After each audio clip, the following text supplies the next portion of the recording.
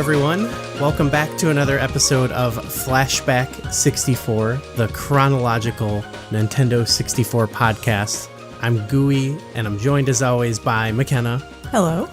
And today we're still celebrating.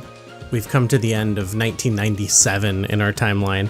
And the way we're celebrating today, this ongoing lengthened celebration, is by ranking our favorite multiplayer games from 1997, and we're also throwing in, if people want to include 1996, since there was only like 6 games that was on the table. But of course, we've had a lot of fun playing multiplayer games with our friends and family, and we got a great pair of guests to help us do this, who also happen to be family. So, returning to the show, we've got our old pal Quaid. Hey, Quaid, how's it going? Hey, what up, guys? Always good to have you. But of course, we've got joining you is your brother Kip. Hey, Kip. Hey, what's up? How you doing? Great to have you. Yeah, thank you. It's an honor to be on here. Yeah. So, I mean, we usually like to ask our new guests like their history with the Nintendo 64. And we've kind of got a little bit of it from your brother's side, obviously, and we'll get to a lot of it with the games here. But I don't know if there's anything else you might want to add to the lore. Of course, I think we got on the story that when you were young, your house burnt down, correct? And you guys lost a bunch of games and got a whole bunch of new ones. So what's your memory of this horrible situation? Well, all I remember was originally, when we had received the Nintendo 64, I think it was like maybe the year before. Christmas of 1996. Super Mario 64 was all the rage. And I do remember playing that a lot. And I remember Wave Race 64, which to this day is still one of my favorite games. Oh, yeah. 64. Yeah. Mortal Kombat Trilogy. Can't forget Mortal Kombat Trilogy. I was a big Mortal Kombat fan as a young man. Mortal Kombat 3, when it hit the arcades, I was there. Yeah. So you were like right there at the launch. You got a lot of those because you're naming those names, and I'm like, oh yeah, those were like our first few episodes. So you were there. You're playing them. Yes. I was born in mid 1980s, 1985. So I got to experience a lot of like the later NES titles, the Super Nintendo when it launched. I got to experience the Sega Genesis when it was at its peak. Nintendo 64 when it came out, the Sony PlayStation when it. I mean, I've got to experience a lot with the Nintendo 64. I have so many memories of like, oh my gosh, that console, from Chameleon Twist to NFL Blitz, nice pull, yeah, nice. To freaking Mace, the Dark Ages. I love that game. Yeah, you're talking our language. Yeah, okay, hell yeah. And then one that strikes a chord to me because it was a literal cult classic, cult favorite in our house. WCW versus NWO Revenge. Okay, and then that was in 1998. We're jumping far ahead, but World Tour in particular. One game I've got it listed here, but when we get down to that, I'll kind of go into great detail with it. Mace the Dark Ages, because I have a fun story with that particular game. Hello, we are Kirby Conversations, a podcast on Kirby, along with other adjacent subjects like Smash Brothers, HAL Laboratory, and other related Nintendo games. In each episode, we take an in-depth, well-researched look at a Kirby topic, drawing on our decades of experience playing Kirby games, creating Kirby-related content, and working in and around the video game industry. I'm Sean Douglas. I'm a theater and video game journalist. And my name's Bridget. I'm an online Kirby commentator and collector. Our team also includes photographer and Nintendo ambassador Kai Captain Dangerous Parker and Gigi, the editor-in-chief of Wick Kirby. Join us for deep dives into Kirby's history, interviews with industry professionals, and even inside looks at Nintendo, as together we explore all things Kirby and HAL Laboratory. You can find Kirby Conversations on Apple, Spotify, or wherever you listen to podcasts. That sets us up perfectly. We can just get into our lists here. I asked everyone to make a top 5, and we'll count down 5 to 1. And I guess if someone else has a game on their list, that's cool. You can mention it later, but we'll talk about it, I guess, when it comes up first. And everyone can share kind of their thoughts on it or their history. I'm sure you guys have some history. So, Kip, I guess since you're our brand new guest or guest of honor, do you want to tell us what your number 5 game is? Number 5 would be WCW versus NWO World Tour, Okay. which was released right at the tail end of 1997, as a matter. Yes. Yep. December. Mm-hmm. Yes. Was that big for both of you guys? I imagine. Yes. Yes. Were you competitive? Yes. Okay. Yeah, it was crazy. Yes. And so was the neighborhood. They'd come over and we'd have tournaments, and we would just. Oh gosh, it was a blast. Yeah. Quaid, did you have that one on your list as well? Oh, I did actually. That was probably my number 2 because of how much we played it. Like up until Revenge came out, we had a lot of 4-player battles because like our cousins lives next door to us, so they were always over most of the time playing with us. So we always had like the 4-player action going a lot. Yeah, though the 4-player on that game is just a blast. I gotta say, I also have this on my list as number 4. Just a great game. We were playing it a lot with friends, and just so many silly moments and stuff like that. Even with people who aren't really into wrestling that much, it's just a lot of fun. The physics and everything in it, throwing people around, bumping into people, it's a lot of fun. Did you have any thing for this game? Do you have it on your list, or? Yeah, this was my number 3. Okay. Just thinking back on the games, this is one that I probably spent some of the most time laughing in. We were because of giggling. the crazy stuff you could do. You could accidentally bump your tag team partner off of the ropes. Mm-hmm. You could run around outside the ring. Yeah. You could stand in the middle of the ring just taunting while other people are outside of the ring fighting, which is something I did, and I won. You can kind of like cosplay wrestling a little bit, or like role play it, I guess I should say, which is fun. You can sort of imagine the matches. Was that big for you guys? Like, were you? Yeah, I think you were both wrestling fans as well. Yeah. Oh yeah, dude. WCW was hot back then. We were watching it live every Monday night. Every Monday night. I think, and I don't think Thunder came out till after that. But like, I remember how big the Sting Hogan feud was. Yeah, going into December, the Starcade. Yes, that was Starcade. Mm-hmm. Yeah, but we didn't watch that pay per view because we didn't have such a thing yet. But I just remember the build up and then hearing what happened after. It's just. Man, and I'll tell you one thing that we had to mention is the voice over they do whenever wrestlers do moves and stuff because they're just obnoxious. Oh yeah, one sounds like a moose or DDP.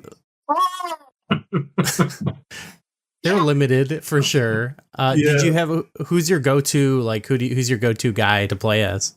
I think back in the day I was like a big Glacier fan, so you had to lock him. So whenever I locked him, I was so hyped out. And I'd always have to pick him just because, like, dude, it's like Sub-Zero. I think second pick would have been Rad. Well, my go-to was Good job. Yeah, he had to have the size for that. That was something fun. We always had to make the stupid noise for it. Yes, we shit on the Giant, but we love him as a wrestler, though. Yeah, he was cool to play as, honestly, because you just do a couple choke slams and your guy passes out. Now, fun fact, there is a cheat within that game. If you tap the joystick to the right twice, you can get out of a pinfall easily. Yeah, we learned about that after the fact, like after we recorded the episode, and it was like I was totally like. I was like, what? Didn't this one also like let you steal finishers too, or was it Revenge? It was Revenge that lets you steal the finisher. Oh, okay, yeah, that's one thing we look forward to because right now it was a really fun game, but the mechanics are fairly simplistic to what I remember. Like I played No Mercy a bunch as a kid, so I was like, okay, this is like that, but a little bit more basic, but it still got all the right ingredients to be like a lot of fun, especially multiplayer. Oh yeah, that's why I liked it as a favorite because this laid the groundwork to all the future wrestling games on that. where you knew it was only going to go upward from then on. What's funny about this game, and I learned this many, many years later, during development, they lost the licensing for a lot of the international wrestling they used in that game. Obviously, for obvious reasons. They didn't want to pay it, or they couldn't pay it. The price was just, from what I gathered, was in the millions, and they weren't about to nearly go bankrupt for one video game that they were taking a risk on anyway, for a console that had just launched. Yeah. And with maybe a little over a year in.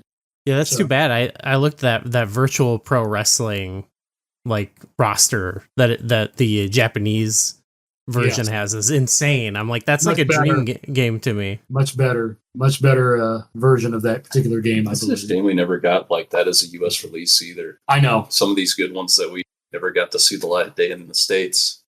Yeah, it was probably, it is like you said, expensive, and then also there's probably a bit more in the U.S. market. It's more sensitive because there was like the whole competition and the Monday Night Wars and stuff. So it's like, yeah, maybe we gotta be careful about who's in these games, I guess. Yeah. Okay, that's a great pick. Quaid, how about you? What'd you have for number 5? My number 5 was another one that released at December 97, Bomberman 64, that you guys talked about recently. Oh yeah. Oh yeah. Yeah, we had so many versus modes on that on the map, and it was more so like as soon as somebody got eliminated, they're always ghosting, trying to like mind control somebody into knocking them out. I think every stage was pretty memorable. It was like always the flat one or the one that had like all the staircases in the water. I think those were the top two we played most of the time. They got competitive. I didn't like the staircase one. That was too much. It was good to use to tactically run away from people and mess with them. Especially with the ghosts. It was, if you know right, it felt like probably the best one of them all, I feel like, just because of that. For sure. Kip, did you have that one on your list as well? I did not, but I do have vivid memories of that game. Yeah. Okay. I enjoyed playing it as well. I thought it could get competitive. Oh, it could get competitive. I could see that very easily. We had a ton of fun. McKenna, I assume this is probably on your list, right? Yes. This is my number 4. Number 4. Okay. It was my number 3. So we've done my 4 and my 3, but me too. Yeah, what do you wow. What's your why'd you have it on here? I thought it was fun how chaotic you could get. I love the gem mode. I forget what they called that, but where you're just trying like to team destroy battle or something. Yeah, the other team's gem. You both got like a different gem color, and you'd have to bomb it to destroy it. You could pick it up and run around with it and try to keep it away from the other players. Yeah. Variety of stages was very cool. Like there was sort of like a pyramid one. Trying to think. Like there was one, like I like too how some of the stages would like start to try to kill you if it went on too long, like either dropping bombs or there'd be like the water that fills up, and it just added to the chaos. So yeah, that's a great pick. That's a really good pick. What's your number 5? FIFA Road to World Cup 98. Okay, Ooh. Nice. That's funny because my number 5 is International Superstar Soccer 64. So I know you prefer that one over, like maybe slightly over FIFA. Yeah, I was thinking about this earlier. I was like, I wonder if McKenna has FIFA on here because I could see there's pros and cons.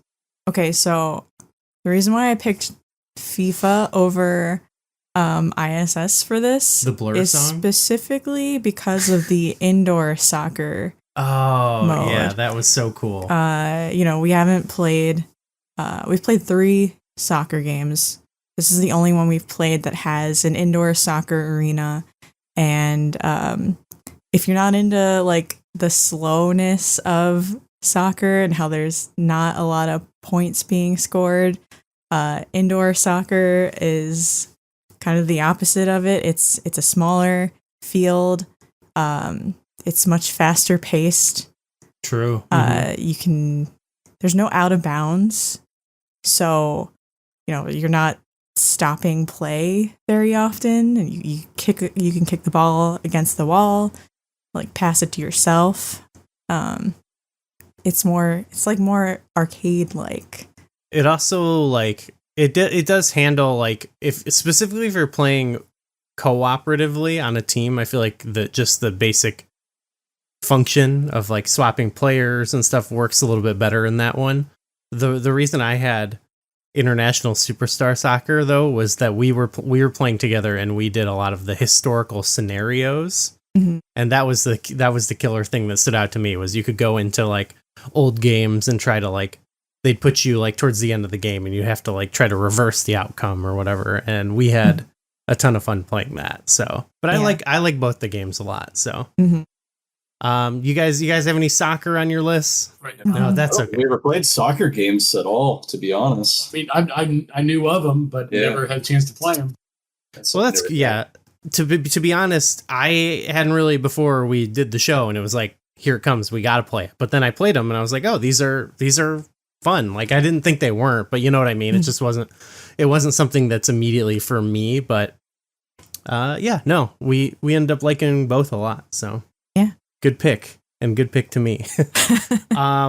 Okay, Kip, did we say your number 4? Actually, no. And my number 4 was Wave Race 64. Yeah. Oh my gosh. So I feel bad because I didn't include this, even though I do think it's like one of the best games on the console for sure. But tell me about your history with it, your feelings about it. Oh my gosh. So when I first got the cartridge, I plugged it in. I'm thinking, okay, this game is probably going to suck. The moment the music hit and the visuals, I'm like, training mode just to get used to the controls. It took maybe an hour or so, but I would say an hour, a couple minutes to a half hour, and then right away I went into exhibition and did a couple races, and then we started playing, and I think we didn't really get competitive with it. I don't think we did that much. Like I remember our cousin next door. I think he got it first back whenever we were playing it. Yeah, because I vividly remember playing it over at his house a lot more than we had it here. Because I think that was one of the games we never actually replaced after our house fire. No, we did not. Yeah, we never got another copy. A lot of the ones that we had, I think they all kind of turned into that burnt yellow. Yeah. To where they somewhat, because I even still have some of the games now. Oh, really? And they're like they're like cooked? Yeah, I'll have to grab one real quick, but I'll let Phil talk about Wave Race. Sure, yeah. But I mean, it's I figured out how to do some of the stunts on it, and it was like, this is, man, because back when the internet was primitive, the reviews on it were mixed, which was odd. But I mean, and I mean, I can't say it's the best. It's a great game. I'm not going to lie. It's a great game. Mm-hmm. But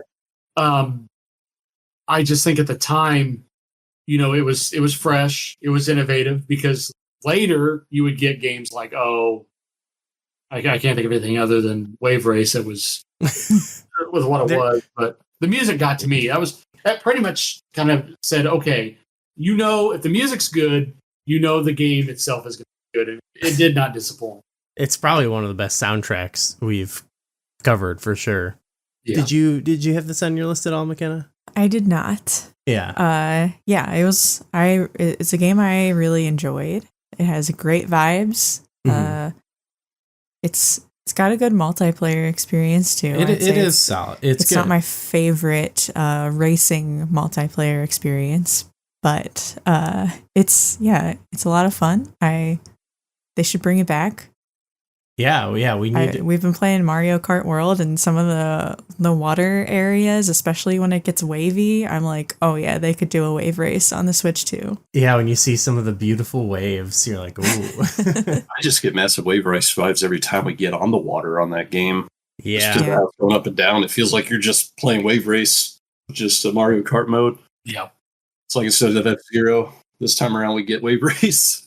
Yeah, I love the game. Like I think of it more like the multiplayer is fun in that, but I just, when I associate it more as just like I like doing the racing through the championship mode. Like that's my main way of doing it. And the multiplayer is great, but I typically on my list if a game had like 4-player multiplayer, I was immediately more like I love that because you can it gets more silly and more friends involved. But I can't knock Wave Race at all. It's an awesome game.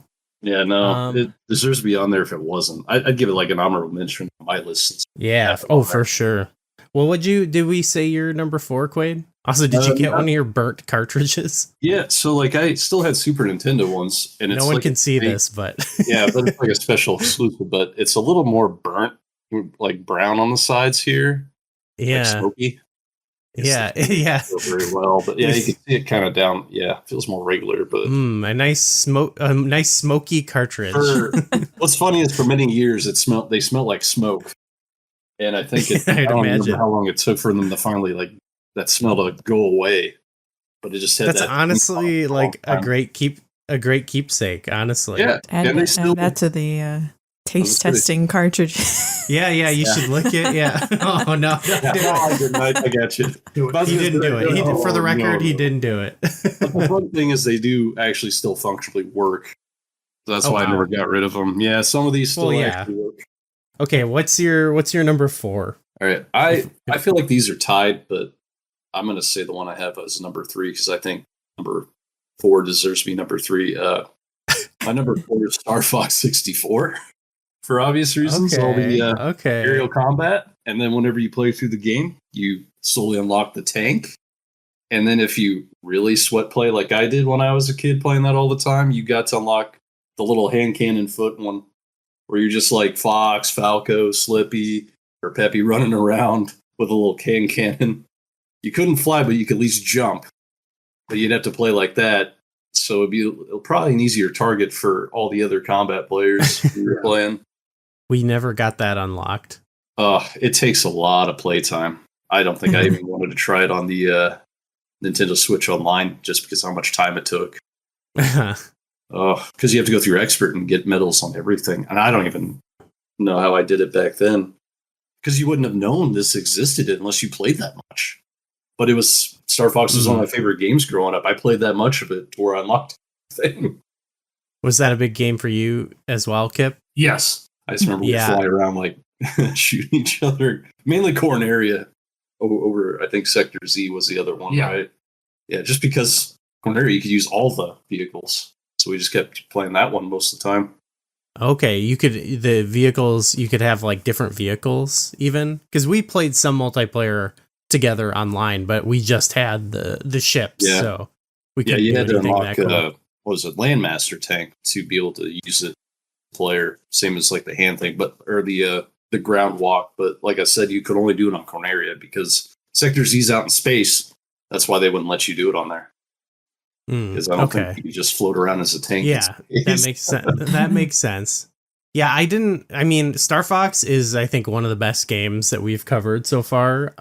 Much like Wave Race, but I don't have it on my multiplayer list just because I never fully loved like that ship combat. It wasn't bad by any means. We had fun with it. Like we played together and it was pretty fun, but comparatively it was less fun than some of my top tier, if that makes sense. It feels a little bit like basic maybe. Like there's not that much to it, you're kind of just flying around an open area. Maybe there's some buildings, but it didn't have as much pizzazz as the rest of the game. It felt like clearly that wasn't like the main thing that they put into making that game, which is like A+ game. So you didn't have it, I take it. No, I think the multiplayer in that game definitely feels secondary to the main part of the game. Like the main part of the game has that Nintendo polish. But we had fun with the multiplayer, but it's I don't think it's one we would pick over a lot of the other ones. For sure. I think that's one that could use like a special version on NSO where they just have like a save state with more of the stuff unlocked. That'd be cool. That would be neat. I feel like it might give you a little more positive opinion on it if you had all the vehicles to do that, just because it gave you more variety to play. I would like to see what it's like. Yeah, they should do that with a lot of games. Like they should have that with I don't want to say what game because it's one we're going to talk about. But yeah, they should do that with more games. So we've mentioned R4 and R3, both McKenna and I. I had WCW and Bomberman, and you had that in a different order, I think, or something. So. Yeah, I think the opposite order is you. Okay, so we'll we'll move on from that. Then we'll go to you guys number threes. Kip, what'd you have for number 3? Mortal Kombat Trilogy. Okay, yeah, that's one of those early games. Yeah, what? So you said you're a big Mortal Kombat fan from like the 1 and 2 and all that stuff. 1, 2, 3, and then Ultimate I couldn't get behind for whatever reason. I haven't figured that out yet, but and are you big on Sub-Zero, the Sub-Zero game? Dear God. Oh. I told them when I was playing through that for the podcast too. Headset malfunction. Your headphones flew off. It was so bad. That was my response. That's literally what I think put him down, walk away. I think you played the PlayStation version more. Yes, I did. I had the N64 one, so we had like both sides of each version going on. You had 2 copies of the game? One on a different console. What's funny is how we set it up back. How we set it up, and we compared the display of the graphic. Yeah. And I think N64 had a better frame rate than PlayStation. Yeah, really, PlayStation just had like cutscenes and more quality. The cutscenes were so sick, though. Done without it. Okay. So you like less is more, I guess. Okay. Exactly. Okay, so but yeah, sorry, I don't mean to bring it to the bad games. Mortal Kombat Trilogy, though, I agree I think it's a great. I think we both appreciate it, but we're not like we're fighting game people, and we struggle with them a little bit. So but that was one we appreciated, but it's obviously it's not our favorite. But yeah. But anyway, you can tell us what was your experience with that game specifically. Well, originally with Mortal Kombat Trilogy, what was odd was I had it on the PlayStation. And then I heard, I was like, oh, they got an N64 version? Why not? And here's what I come to figure out. It was the same game, different console. My go-to was Liu Kang. Okay, yeah. Normally I would play as Goro, because Goro, Smash. Well, that was the trilogy that you got to be boss characters too. Oh, I couldn't play Mataro worth it. Kentaro was okay. Yeah. And even more now, I favor Kentaro over Goro, and it's just the design of the character. Yeah. He's more, the color. He's more brighter as far as the colors. He's like a giant kitty cat. Goro was the classic mini boss that was always a butt when we played MK1. Yeah, in the arcade. I remember that very well. At MK2, they got rid of him and gave us Kentaro, which just wasn't as exciting, but the other characters were. And then the fact they added Shao Kahn as a playable character in Trilogy, man, nice. You just cheap through it. Because every time Shao Kahn was cheap. Every time you hit, you just fling everybody across the still is. They're still trying to implement him. There's is there not there's different characters in different versions of the game? Yeah. Is that right? Well, actually, no. Okay. They had the same characters. It's just the way the graphics were buffered, loading time and stuff like that. I think the controls. Well, like Sub-Zero in the Trilogy, they had MK1 Sub-Zero, MK2 Sub-Zero, MK3 Sub-Zero. I forgot about that. Separate characters. I forgot about that. Yeah, because that was what's cool about Trilogy. You got different versions of each game. I forgot about that. Yeah, my bad. That was something that was But I preferred Liu Kang over Sub-Zero or Scorpion. Mm-hmm. Scorpion was cheap. Get over here. Yeah. Oh, you could spam that, and the fight would be over in what, a minute? Yeah, probably. Sounds about right. It was OP. I mean, it was. I think I did noob Cybot the most because of his teleportation everywhere. I know it's a different game entirely, like MK9, where they made him ridiculously broken. But so were you guys fairly competitive with each other on this game? Yes. Yeah, because we like playing fighting games a lot together. You say like Clay Fighter, Super Nintendo, and then going through like Mace because he brought up Mace. Oh, all of MK games. Was another one we played that was fighting game. Killer Instinct, I think Super Nintendo, but we never played Gold, which was weird. Yeah, I thought we would have got Gold, but I love that game. Yeah, actually, that's if I had to pick my favorite that we've done fighting game wise, I thought that one was really cool. Yeah, it's a real shame that we actually skipped that one in the N64 era. It's never too late. Yeah, no, that's but true. Now it's online. Yeah, so we could actually try it one of these days. Yeah. I feel like it's going to happen at some point. Okay, so Kip, Liu Kang, Quaid, who's your guy? Ooh, I remember back in the day, I was always like, I think it was Sector, the red cyber guy, not Cyrax, because he had the teleportation uppercut, which was like my favorite mood ever. And then shoot out rockets out of his chest. Cyrax had like the green net capture, but like something about Sector I liked more. I think it's because the red color was cooler to me. I like. I'm pretty basic. I like doing the freezing moves with Sub-Zero. That's the only ones I've figured out how to do so far. So do you even remember, McKenna, what character you liked? I can't remember their name. They had like the hair. She had like the hair move. Sindel. She had like the hair whips and stuff. Yeah. Yeah.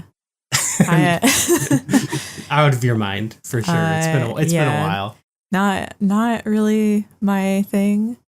I probably preferred like watching people play Mortal Kombat. I thought it was fun to watch people pull off like combos and fatalities. We always look up all the fatalities in these games, of course. Yeah. That's like half the fun. I never could figure out those. No, I don't think we ever looked up a guy we should have. Just like, hey, too many buttons. Can we do? Yeah, there's too many button inputs to where you just kind of want to just fight. And you had to be quick, or otherwise the timer would run out and the guy would just keel over. I feel like I just button mashed attacks most of the time when it came to that. Yeah. Mm-hmm. Yeah, that's probably the best way to handle it. Okay, so Quaid, you had reversed your 4 and 3. So what's your 3 now? Well, my 3, I don't think we talked about it yet, was Mario Kart 64. Yes. There's a battle mode and racing. That is my number 2. Oh, wow. McKenna. Yeah. That's my number 1. McKenna's number 1. We got there. That was actually what's funny is that was my number 2, Mario Kart 64. 2, okay. It's still low now because I put it in 3. Yeah, what's wrong with you? What's wrong with you? But big wrestling fans. He couldn't handle Donkey Kong. Oh yeah, you had the wrestling attire. Okay, well tell us about you guys' experience with it. Man, this would have been our second Mario Kart game because we played the original on Super a lot. Yep, just battle mode. And I remember our mom playing the Super Nintendo one with us, but I don't think she did the N64. But Mario Kart 64 is what actually got us to get more controllers. You actually have 4 controllers on the N64. Yes. And one color controller I never replaced, but we did have, was the blue controller. I remember the blue controller. Yeah, because we still got a green one, the black one, the original. I got like an icy blue one whenever I got the other N64 console. That was the icy. I think we traded in the old one. I think we traded in whenever we got a PS2 back in the day. So that one's long gone. But the fact that we did 4 controllers, and this was before the whole house fire thing, everybody upstairs from us, our older cousin and younger cousin playing it, just going through like battle modes. I remember a lot of skyscraper battles. And what was our other one that we played a lot of? Was it Double Deck or the Block Fort? Do you remember? I think it was the Block Fort. That's what we played. That sounds really right. Had to be Block Fort. It's such a popular one that I wish they brought back. It's cool that they brought the donut to Mario Kart World, but a shame they didn't do like Block Fort. Maybe they'll add more maps down the road. They got to. They got to add Block Fort for sure. They need it. Did you guys have, like, with all your controllers, did you have like a controller that was like, this is my controller? Did you? Oh yeah. Okay. Everybody claimed a color for the most part. For the most part, something. Yeah, it had to be. Were there fights about it? Yeah, there was a couple fights. our younger cousin was like, he's like 3 years younger than me. So whenever that came out, I think he was like, 3 or 4? Yeah. And he would always like, I gotta have the blue one to play this game, which sounds about right. Yeah, I think it's something. I don't even remember what color I did. I don't even know if we had did we have a red controller? Because I feel like that would have been one I had pre-house fire. We think. I know the gold one came with. We had green, blue, the gray, and then the black. That's what we had. Yeah, gold didn't come out till like bonus controller with a new console. Yeah, and that's when we got that one because of one game that we'll eventually talk about for sure. Oh yeah, we'll get there. Oh yeah, I'm sure most of us have. I know what you're talking about. Yeah, McKenna, I think of the games we've played, like this is one that because you hadn't played a lot that we've covered before the show, but this is one you have a long history with. Yeah, this was one of my first video games. Yeah. I think this has, of what we've played, the best racing multiplayer experience. I think so, yeah. The items are a lot of fun. It really evens out the experience. So even if you have someone that's way more experienced, they're not necessarily doing way better. Yeah, definitely. Sometimes that happens. they're usually gonna, typically do better, but you don't ever feel like I'm just getting totally crushed, Yeah. You're not often getting lapped. Yes. Yeah. The battle courses are a lot of fun.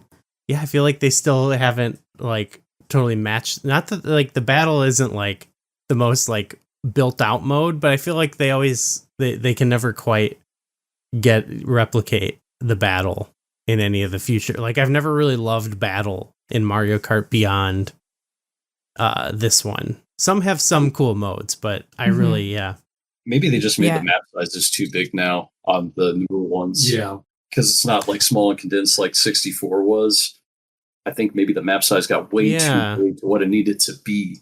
Keep it a little smaller, makes it more chaotic and fun.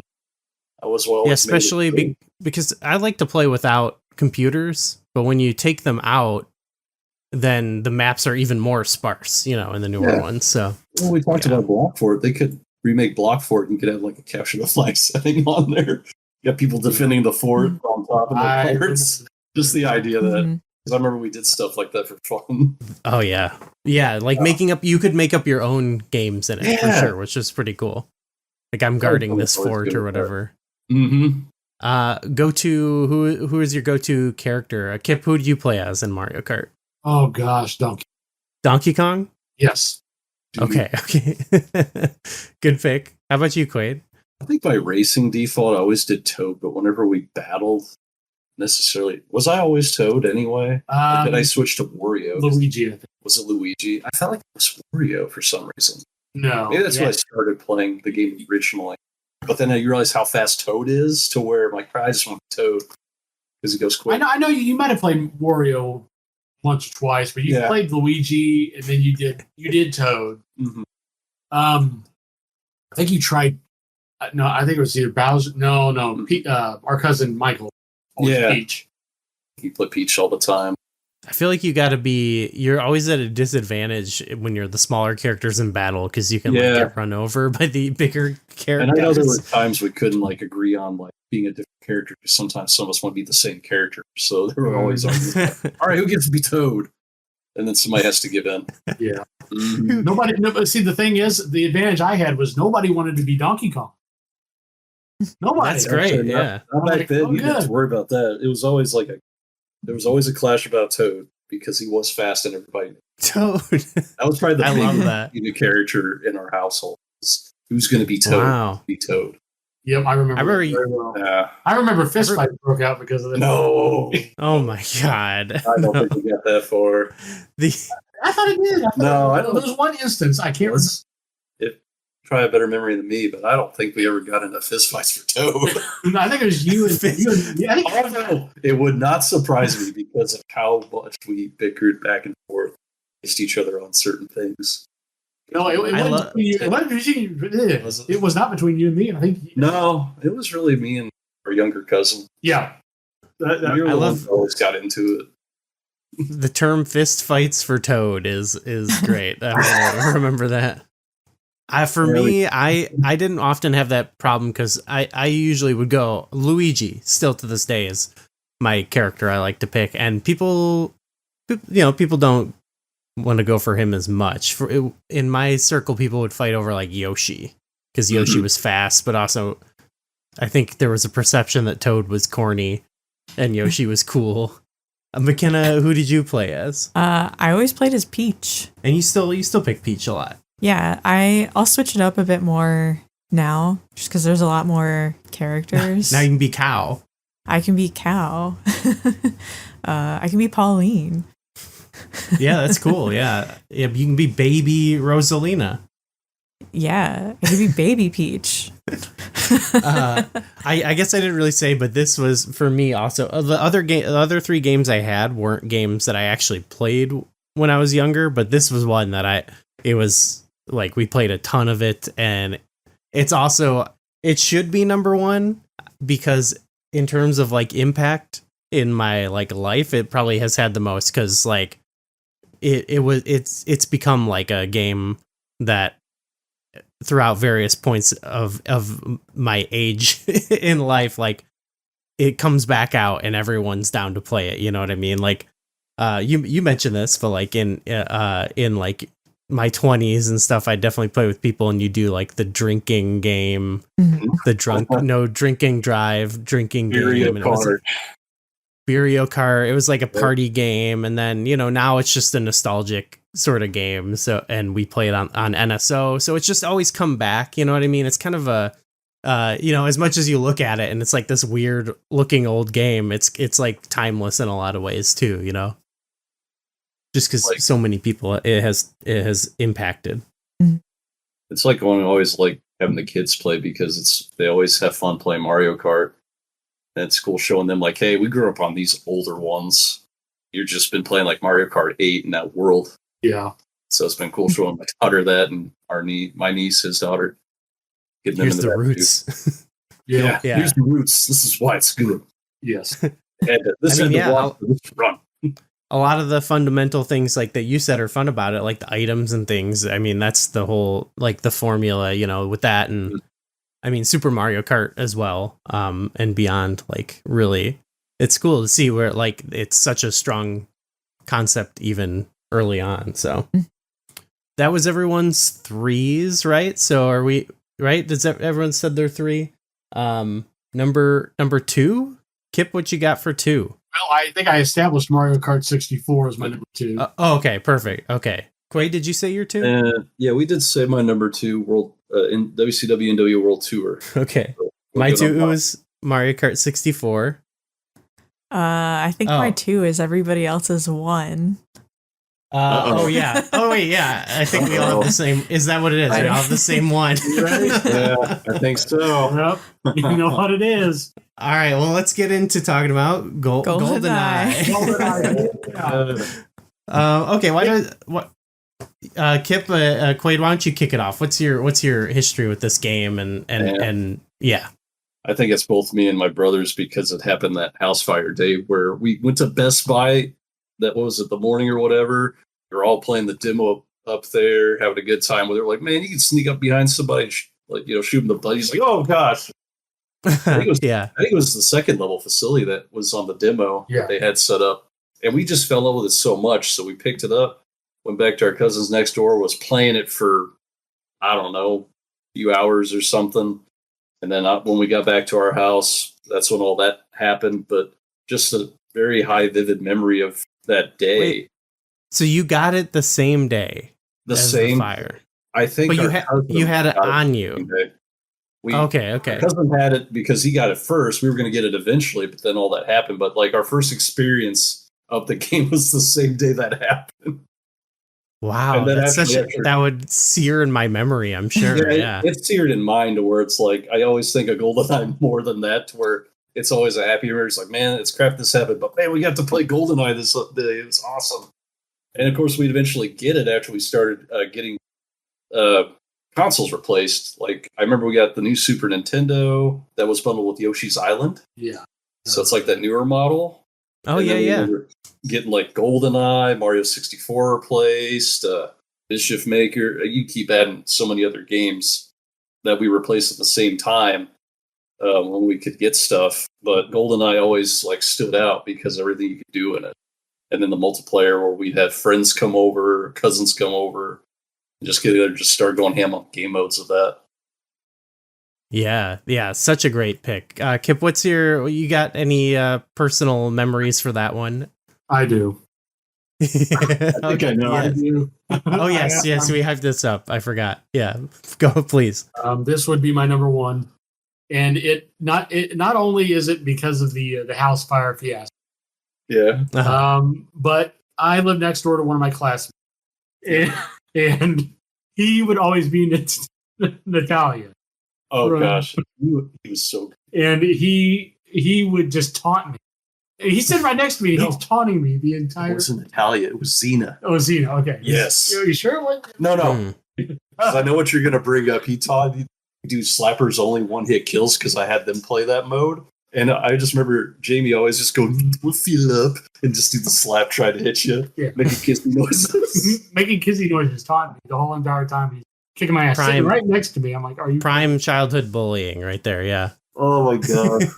I'm like, come on. Yeah. But I was a James Bond fan. Yeah. So I had seen Man with the Golden Gun, Moonraker, Dr. No, Casino Royale was kind of vivid memory for me. And then GoldenEye, I finally got to watch the movie, the film itself. Had you seen that before the game? No. What was odd was right after the game, I was like, okay, this is obviously a film, and I have to watch it. I mean, I played the game. I have to watch the film. That's what started us getting all the movies in that. And I will say this about the film. James Bond, everyone says Sean Connery is James Bond. Everyone says Roger Moore is James Bond. Pierce Bronson is James Bond. Okay, yeah. I'm with you. I mean, that's who I grew up with, for sure. Yeah, I mean, for me, and I liked Sean Connery. I liked Roger Moore. They portrayed that character so well, but I just, the film GoldenEye, for me, it opened my eyes to how detailed they were in the production of the game. How closely they followed the film. I mean, they left a few things out. I mean, and some things they couldn't put in for obvious reasons. But they followed the film closely. Yeah. I mean, it was smart the way they handled it. Like there were some environments that it was like, we have to show this, but obviously it can't be like the same. Like there's like whole scenes where it's like I think of like the bunker or whatever. It's like Bond doesn't really spend time there in the movie, but they had to make it work in that game. And I think they were really smart about what they did change, like it didn't have to follow it exactly. It was more about recreating the world for you to like live in and act out some of the movie, Yeah. It was cool how they made a what if scenario. Like, what if Bond was actually there? How would this go down? And they made their own interpretation. It was actually fun how they did it. I remember The World Is Not Enough. I remember that. Oh God! But hey, that's down the road. That's down the road. But spoilers here. Yeah. But, we did just watch Tomorrow Never Dies. So that's a good movie too. Delicious. Yeah, McKenna, you had it too, which is still really good. But what's your? This was a new game for you, as well. But you knew the reputation and everything. Yeah, a little. Yeah, I thought the multiplayer customizability was really impressive. Just, all the levels and characters and weapons and modes you could choose from, and the fact that you could adjust things to be one-hit kills or limit what weapons you could use. It just made for a really fun experience. Lots of different experiences. The variety is that's what put me, because like Mario Kart I think is awesome in Timeless, but I put this one at number one because like the pure variety and customization of all the different types of things you can do, not even mentioning like the silly fun that can come from cheats, big head mode or paintball mode or whatever else. But just the fact that we played online with a lot of our friends, and including you, Quaid, and like we tried out all these different like almost scenarios that we created. I think it was you who showed us the one. I think Terminator mode we were calling it. Or it was like, what was it, handicap juggernaut or something, to where like you gave somebody a bunch of health and they were one life. Or no, was it one life or just 1 versus 3? I think that's what it is. You just boost their health and then then make them go against everyone else. Yeah, it was like how Juggernaut mode for Halo eventually would exist, but like this was the original Juggernaut mode. Yeah, you mentioned that one, or you mentioned like one hit kill slappers only. Are there any other setups for a multiplayer game that you guys can think of that were like some favorites?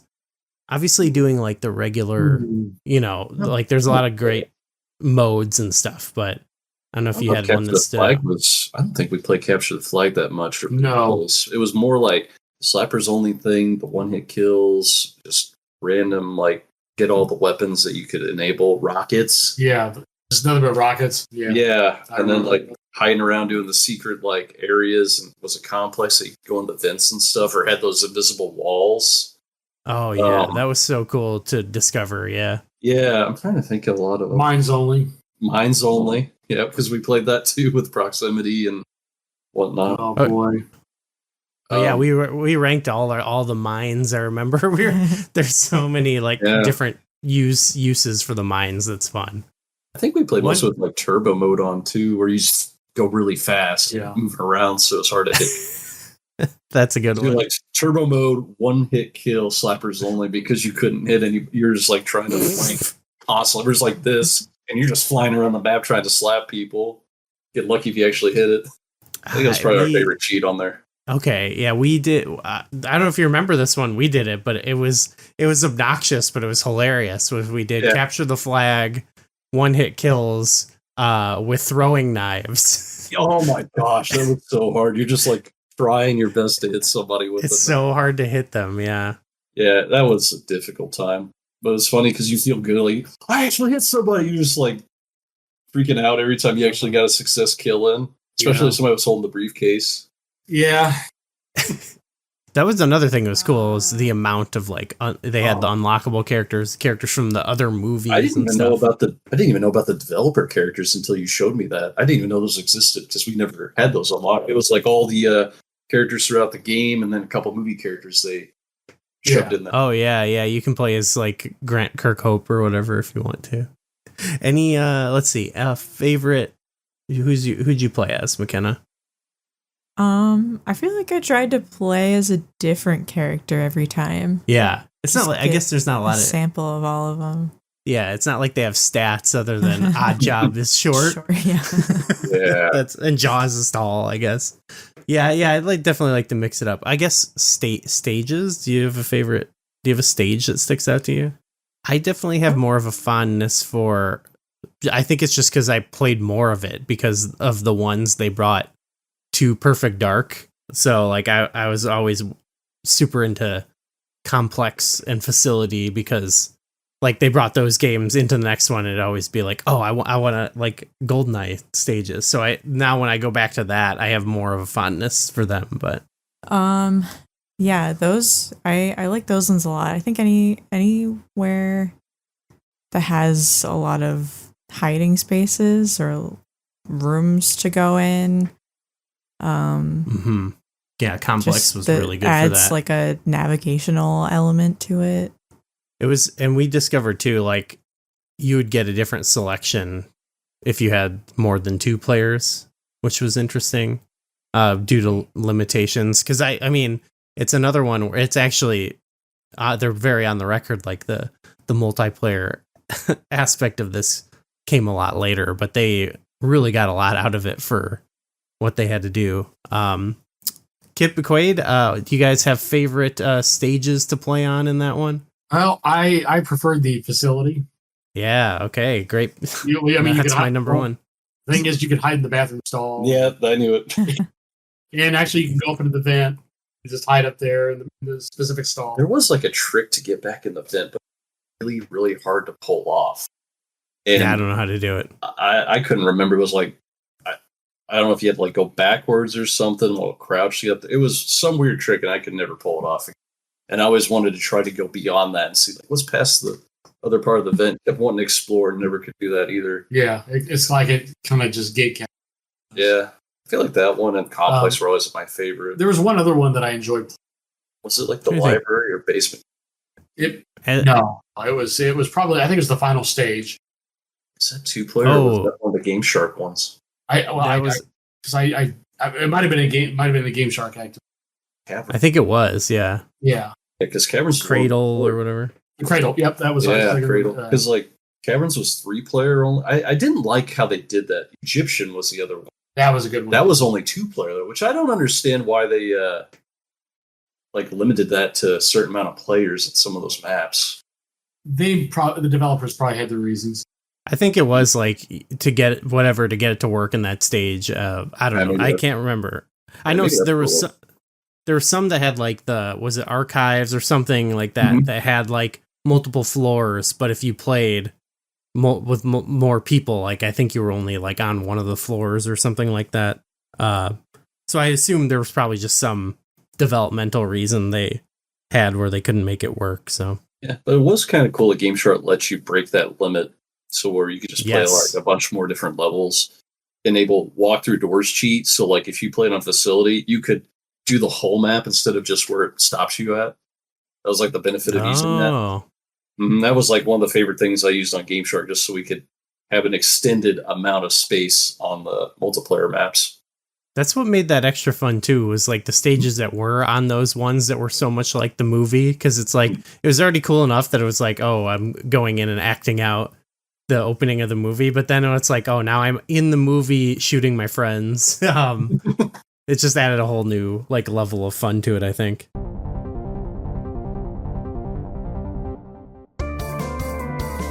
Hey everyone, my name's Darren Hupke. I'm a writer, publisher, and podcaster. My podcast is called Pixels and Polygons. Each week I sit down with a guest and ask one simple video game question. It's a random topic each week and it leads to a fun conversation. You can find it on your favorite podcast platform every Friday, and you can read more about it at pixelsandpolygons.net. Well, cool. I mean, this is a good set of games. Are there anybody want to, before we go, any honorable mentions? I know Mace the Dark Ages came up. I feel like we gotta, if you want to say your piece about that game, I feel like it deserve some love. I have 2 honorable mentions, and Mace the Dark Ages is the first one. And the reason I say it is because that game, I love it.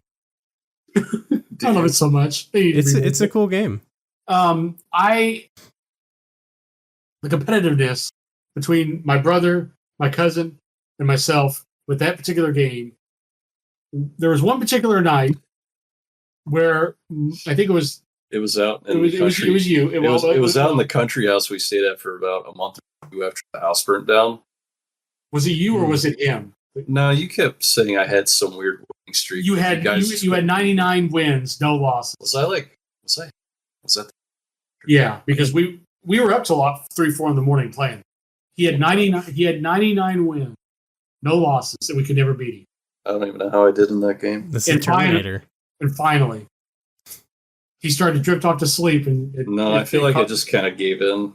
It's this is never going to stop until they beat me. Let it go. You started kind of, and right when he yawned, killing blow. Oh. Yeah, your spirit meter was fully depleted.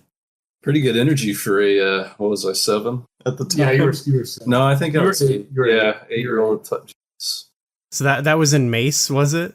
Yes. Yeah. Because that time we got that in the Clay Fighter 64, and honestly, Mace was so much better than that game. I did for sure. I always like the stupid humor for Clay Fighter, but it just doesn't hold up at all compared to Mace and all these other games. Yeah.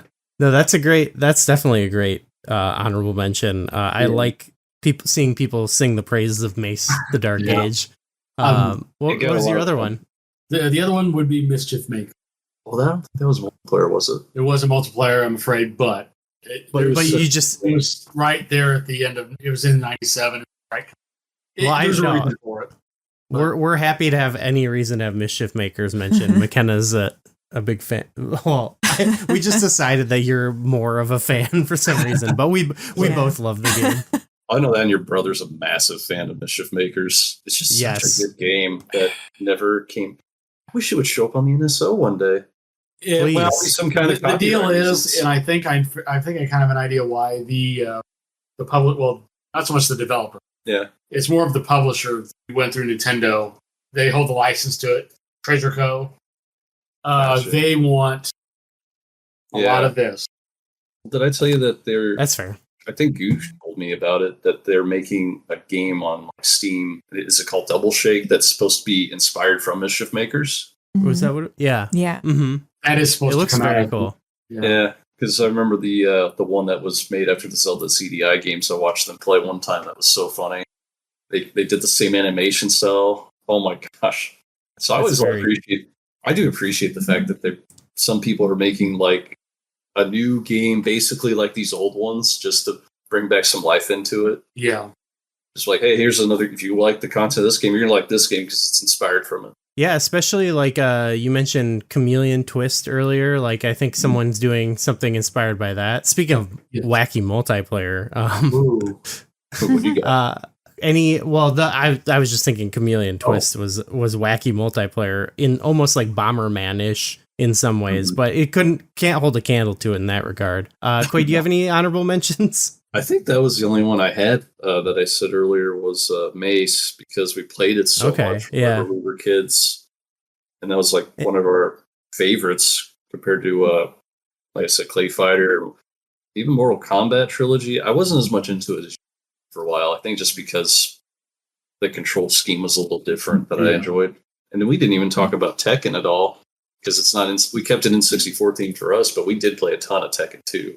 Yes. Well, I could see that if you had that, then I understand. Like, because like we got a PlayStation right after that house fire. It came with like the demo disc, and Tekken 2 was on there. Yeah. You got it for WCW and World Tour. No, it was WCW versus the World. Yeah, versus the World, which is a little different compared to World Tour. Yeah. But yeah, that's what got us into fighting games a lot more, I think, was Tekken 2. Yep. Yeah, I think if you're playing that, I understand, like, maybe these other ones don't really hold up quite as much. McKenna, any honorable mentions for you? Maybe not, like, the greatest game we played, but Hexen, just because we could play through the story in co-op. We played co-op through the story, and you can have up to 3 players doing it, which is cool. Yeah. Which we didn't really do that, but that was fun to play. Yeah, the game had its flaws, but like it was fun that we could kind of get through it together as a unit. It's not perfectly balanced for multiplayer, but it was enjoyable. I also want to say a game that we could play together in a cooperative way that was fun. Well, sort of cooperative. Cruisin' USA. It was fun it's not the best version of that game, like the arcade obviously I think stands out, but the fact that we could do the cruising the USA together and go on a little road trip was quite nice. Yep. Yeah, you guys did cruising? Yes. We did. Okay. Gosh, a lot of good memories with that. Was it the cop car we always played because it was like the fastest one? Yep. Yes. And then they haven't talked about it yet, but the next one got a lot more Cruisin' World. We're excited about that. Yeah, that one we got a ton more attention on. Yeah, I would think you like Cruisin' as well, right? Yeah. Trying to think. Quaid, I think we did this with you a little bit, but Extreme G. Mm-hmm. Also, I never got to play that one yet. Oh, we didn't. Okay, we got to do that sometime online. It's on NSO. Oh yeah, let's try that one day. That's fun. It's got a battle mode that's not that great, but it's fun. It's funny. I think that might be all. Like, there's other good games and stuff that had multiplayer, but those stood out to me. I guess, I mean, I wanted to say Diddy Kong Racing, but I feel like that is more of the single player is what's fun for me. So I couldn't. Yeah. That came out late '97 too, didn't it? Yeah, late '97. I think I got it Christmas that year. Yep. And I remember playing a lot of the single player, but I don't think we played a lot of multiplayer racing on it. No, we pretty much focused on Mario Kart with that. Yeah. We didn't really get. Maybe it was more complex or more complicated than simplistic, like Mario Kart 64 was for us when we played versus mode. Yeah. We're just like, I hate this upgrade system where you have to like keep getting the same blue to get a better item. I just want to get items. I like this. Like Mario Kart is like, hey, you're doing worse. Here's a star. Yeah. With Diddy Kong, it's kind of like, yeah, you got a missile. The person in front, if they get far enough ahead, you can't really do much about it, which is good. Like, if you want to get into like the competitive aspect of it, that's cool for me, but that works for me more in the single player of like trying to beat, the game and stuff, as opposed to like racing. Like we like Mario Kart because we can hit each other with goofy items and stuff. So that's why we always preferred it over Diddy Kong Racing. Yeah. Do you find yourself playing older games and wishing that there were new discussions about those games? Enter Tales from the Backlog. Hi, I'm Dave Jackson, and on each episode, I'm joined by a guest to break down those games that may be stuck in your ever-expanding backlog. Each episode looks at one game in depth, focusing on mechanics, story, music, and other aspects with no spoilers until a clearly marked spoiler wall in the middle.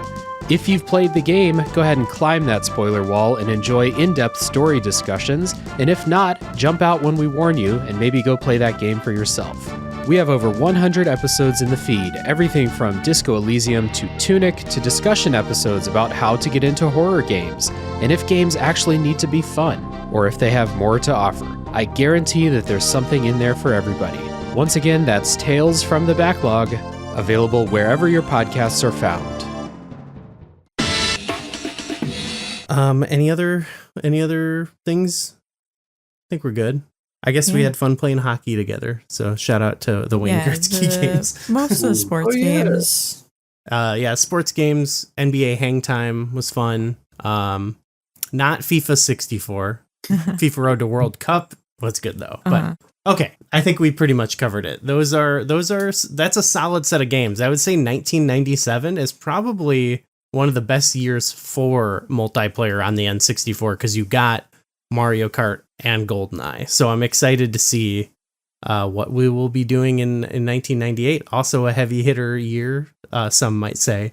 So Quaid, Kip, I want to thank you guys for coming on the show. It was a lot of fun talking to you. We'll definitely have to be getting you guys back on, of course. Do you want to promote anything, plug anything, or? No, I think that's fine. That's totally fine. Here most of the time. We'll listen to you guys. We're here. We're all here for the love of the game. We're not. Yeah, there you go. Just chatting N64. Well, thank you guys. It was a lot of fun. Well, thank you, McKenna. Anything before we get out of here? No. Thank you so much. People can check us out at flashback64.com. We're also a proud member of the Soundstone Podcast Network, along with our pals Pixels and Polygons, another great show, and Kirby Conversations. You can go check out Soundstone at soundstone.network. People, let us know what your favorite multiplayer games were and if we missed any. Otherwise, thanks for listening, and we'll see you next week. Bye. Bye.